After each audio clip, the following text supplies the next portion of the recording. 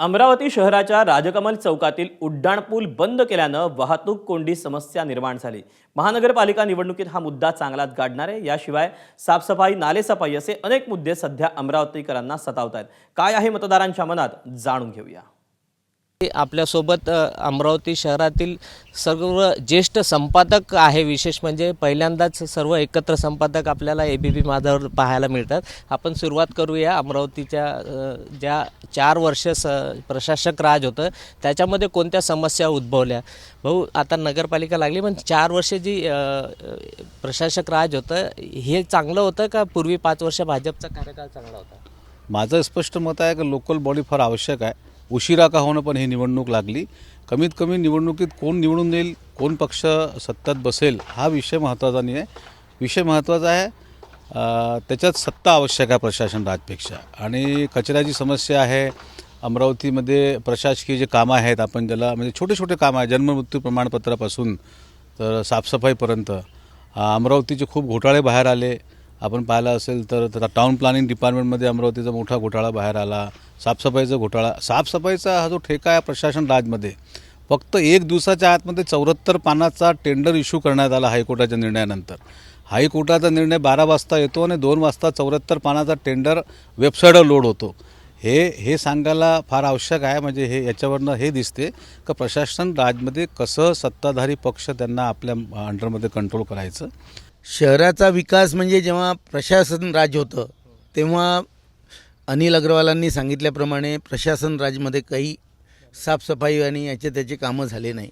अमरावती सध्या साफसफाई झालं, वाहतूक समस्या, आता अमरावतीचा जो रेल्वे पूल आहे तो बंद केला आहे, अजून त्याची वर्क ऑर्डर नाही। काय झालं आज म्हणजे अमरावतीतली जनता जुनं अमरावती नवीन अमरावती असं करतात आहे। म्हणजे पुलाच्या इकडून जायला काही वाटत नाही, येताना त्या इरविन चौकामध्ये इतकी खराब परिस्थिती आहे की वाहतूक पोलीस प्रशासन नुसतं मोबाईलवर गेम खेळत राहतं, सिग्नलला कोणी जुमानत नाही।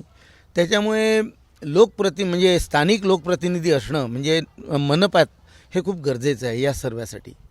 भाजपा म्हणजे यशाची गुरुकिल्ली असं गेल्या 10 वर्षापासून जे समीकरण झालेलं आहे त्यातून लोंढेच्या लोंढे भाजपात अवतरले आहेत।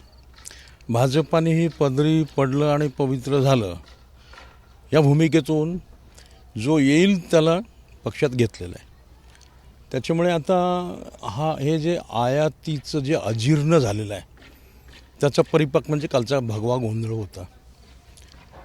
आज जे निष्ठावंत आहेत, ज्यांनी भाजप उभारली, भाजपला मोठं केलं, केवळ या 10 वर्षात सत्ता आली म्हणून नव्हे तर त्यापूर्वीपासून स्थापनेपासून जे भाजपसाठी लढले, संघाचे जे आहे, ज्यांचा DNA भाजपशी जुळतो, संघाशी जुळतो, ते आज धरण उशाशी आणि कोरड घशाशी असं याच काठावर उभे आहेत।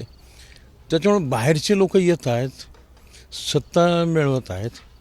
ज्यांनी मोदीच्या पुतळ्याला चपला मारल्या, मोदीच्या पोस्टरवर अक्षरशः नाचले, अशा काँग्रेसियांना भाजपने प्रवेश दिला, मानसन्मानाने उमेदवारी दिली। त्यामुळे ही बंडखोरी भाजपात जास्त झालेली आहे।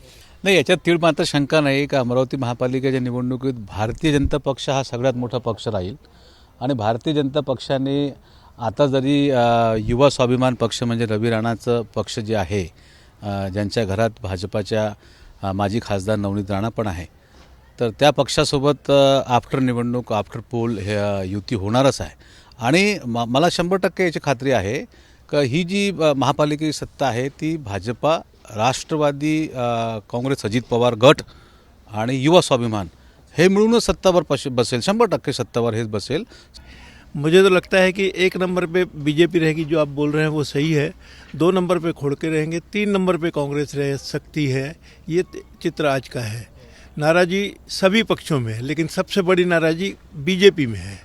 एका विचाराची, एका पक्षाची सत्ता येईल।